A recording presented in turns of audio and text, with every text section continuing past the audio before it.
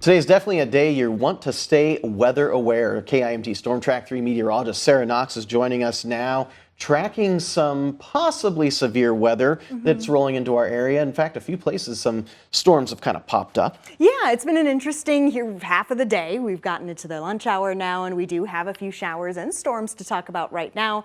Luckily, none of them severe. That doesn't mean the chances for any severity have gone away. We'll get to it right now. I wanted to look at Mason City here. We did have a few sprinkles on the camera not too long ago, and you can see in the distance there are pockets of showers coming through, and maybe a flash of lightning, a rumble of thunder. These are just some spring showers, some spring storms that are popping up ahead of some sunshine. And yes, these are beginning to take some energy out of the atmosphere. The thing is, right behind it, as we go through the last 3 hours, right here, we've got more energy coming in the form of sunshine. That heat helps to refuel the atmosphere here, which brings another chance for storms later today. But as of right now, here for the lunch hour, this is what we're seeing. Again, pockets of some heavier areas of rain, pockets of lightning, of thunder. They're moving quickly, though, in places like Preston, getting a little bit of that shower as we speak. Ultimately, we do remain under a level 2 risk for severity. That's level 2 out of 5.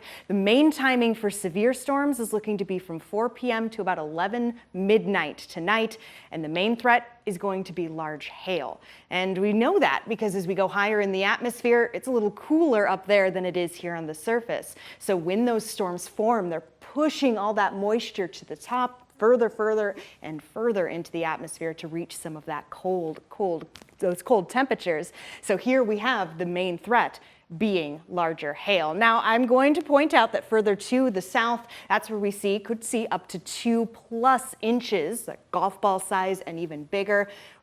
Tornado threat, it's about a 2% threat. That is unlikely, but it is something to note. And same with the winds, could see some stronger wind events. But again, main threat is going to be the hail. So once we get that sunshine, we soak up that energy. Here we go, 4 p.m. We're starting to see the manifestation of these showers and storms once again. 5 p.m., 6 p.m., 7, 8 p.m. now, just rolling, trying to create a line of stronger storms. 9 p.m., 10 p.m., and finally 11, 12, it starts to move out. Here's just another way of looking at that timeline. Spotty storms kind of from now all the way to 4 p.m.